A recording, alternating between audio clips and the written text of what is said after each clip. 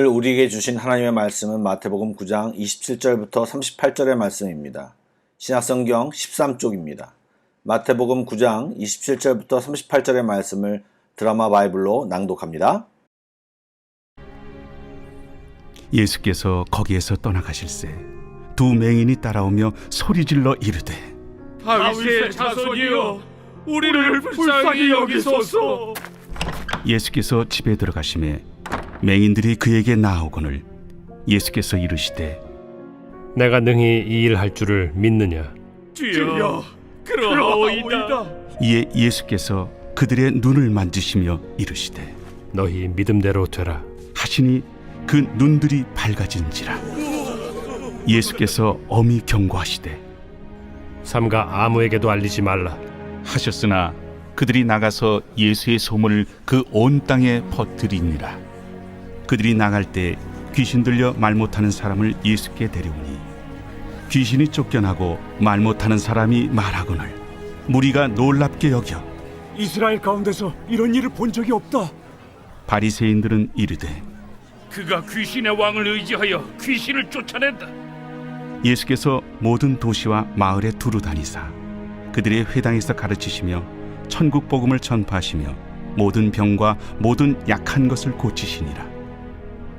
무리를 보시고 불쌍히 여기시니 이는 그들이 목자 없는 양과 같이 고생하며 기진함이라. 이에 제자들에게 추수할 것은 많되 일꾼이 적으니 그러므로 추수하는 주인에게 청하여 추수할 일꾼들을 보내주소서 하라.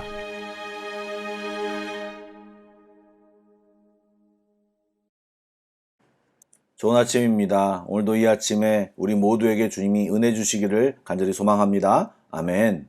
오늘 말씀 초반에 보면 두 맹인에 대한 이야기로 시작합니다. 그들은 예수님이 관리의 집에서 나와 길을 갈 때부터 소리를 지르며 따라왔습니다.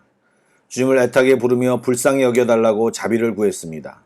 당시 유대인들에게 맹인이 된다라고 하는 것은 그들 자신이나 조상들의 죄에 대한 하나님의 심판이라고 생각했습니다. 또한 이 맹인과 관련하여 구약 이사야의 예언이 있었는데 메시아가 오시면 맹인의 눈을 치료하실 것이라는 예언을 했습니다. 성경은 이 두 맹인이 예수님을 따라오면서 소리를 지르는데 다윗의 자손이여 우리를 불쌍히 여기소서라고 외쳤습니다. 다윗의 자손이라는 말은 메시아의 또 다른 호칭입니다. 사실 이런 상황은 참 아이러니하면서도 웃긴 상황입니다. 앞을 볼 수 없는 맹인들, 당시 성경 점자책도 없었을 텐데 즉 성경을 읽을 수도 없는 맹인들은 예수님을 향해 다윗의 자손 예수여라고 정확히 알고 예수님을 부르는데 성전에서 성경을 보고 가르치는 대제사장, 바리새인, 서기관들은 예수님이 메시아이심을 전혀 알지 못했습니다. 또 예수님은 분명히 두 맹인의 소리를 들었음에도 그냥 집으로 들어가셨습니다. 그럼에도 그들은 집 안으로 따라 들어가 치료를 간청했습니다. 예수님께서는 그때서야 그들에게 묻습니다. 내가 능히 이 일을 할 줄을 믿느냐? 그들이 그러하외다 라고 대답하자 예수님은 맹인들의 눈을 만지시면서 너희 믿음대로 되리라 선포하셨고 이에 그들의 눈이 밝아졌습니다. 그들의 고백대로 예수님은 메시아입니다.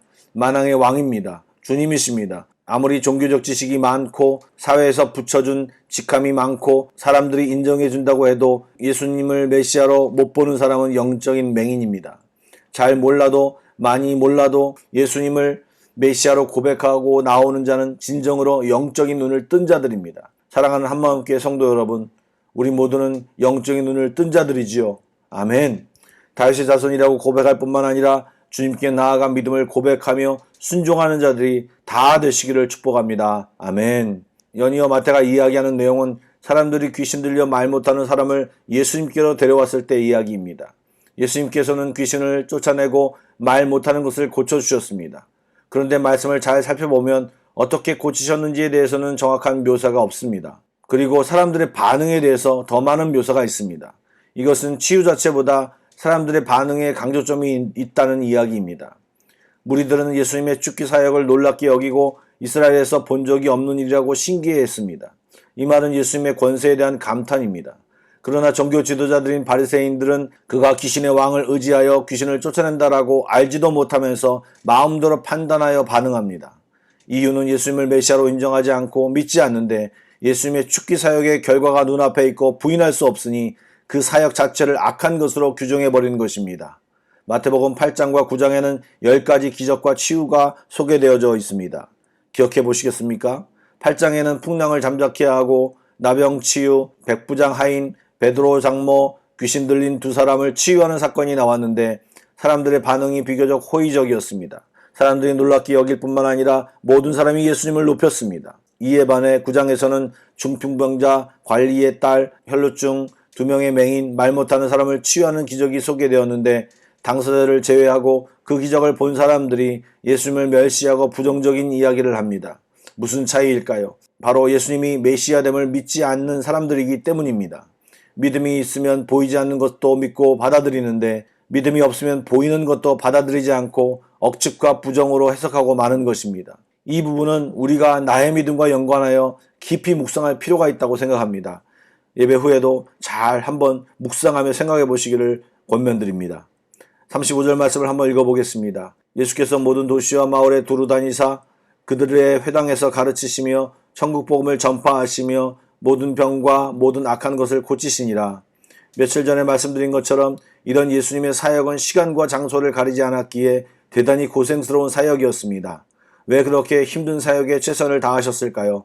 소위 종교 지도자들이라고 하는 사람들이 백성의 것을 빼앗고 자리만 고수하기 위해 혈안이 되었기에 예수님의 눈에 하나님의 백성들이 목자 없는 양같이 보였기 때문입니다. 그러면서 추수할 것은 많되 일꾼이 적다라고 말씀하십니다.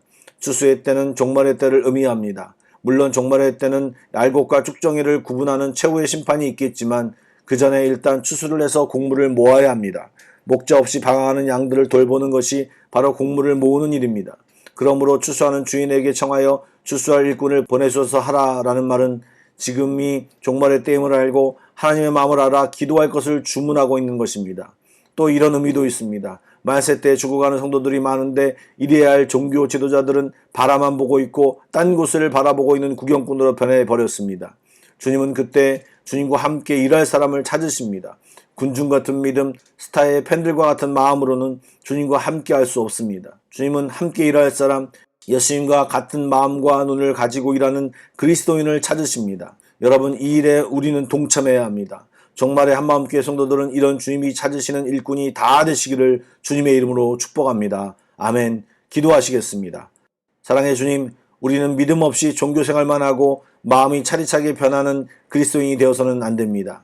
믿음으로 보이지 않아도 느끼지 않아도 믿고 말씀에 순종하는 주님의 제자들이 되게 하여 주옵소서. 많이 알고 있지만 믿지 않는 어리석은 자들이 되지 않게 하여 주시고 주의 일에 구경꾼으로만 있지 않게 하여 주시고 같이 동참하며 주의 일에 마음 다해 감당해내는 귀한 일꾼들이 다 되게 하여 주시옵소서. 이 시간 기도하며 나아가는 모든 성도들에게 주님의 은혜로 함께하여 주옵소서. 예수님의 이름으로 기도드립니다. 아멘. 찬양 한 곡을 묵상하신 뒤에 합심 기도와 개인 기도로 나아가겠습니다.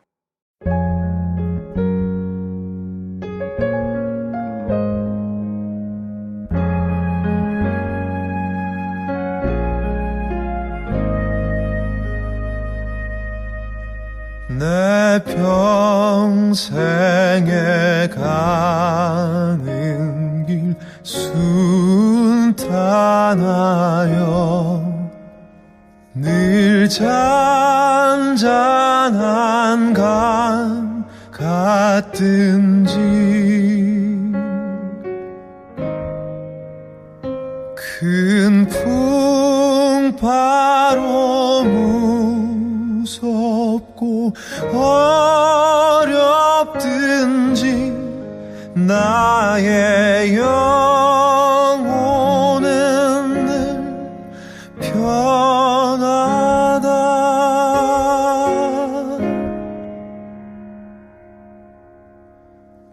내 영혼 평안해.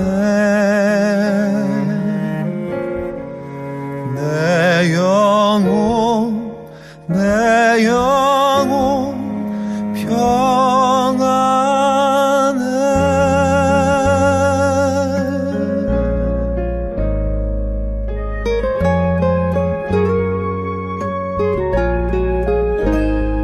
내 지은 죄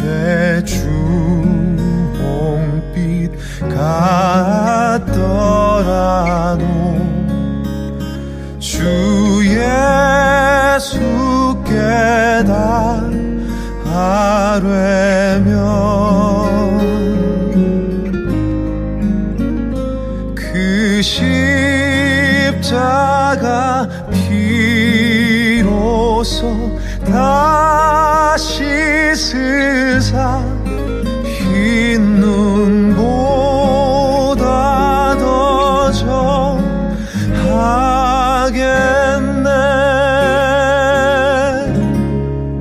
내 영혼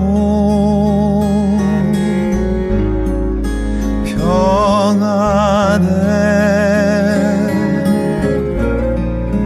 내 영혼 평안해.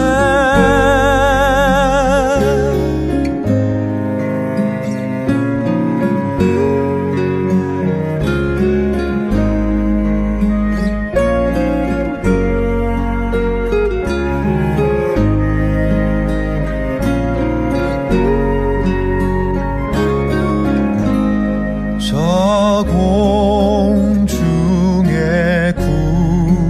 구름이 일어나며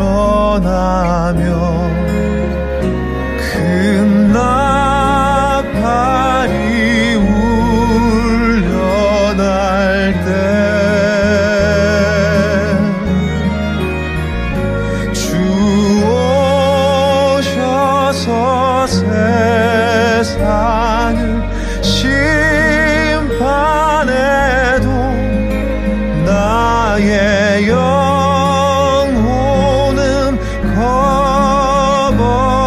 겁없겠네. 내 영혼 평안해. 내 영혼 평안해.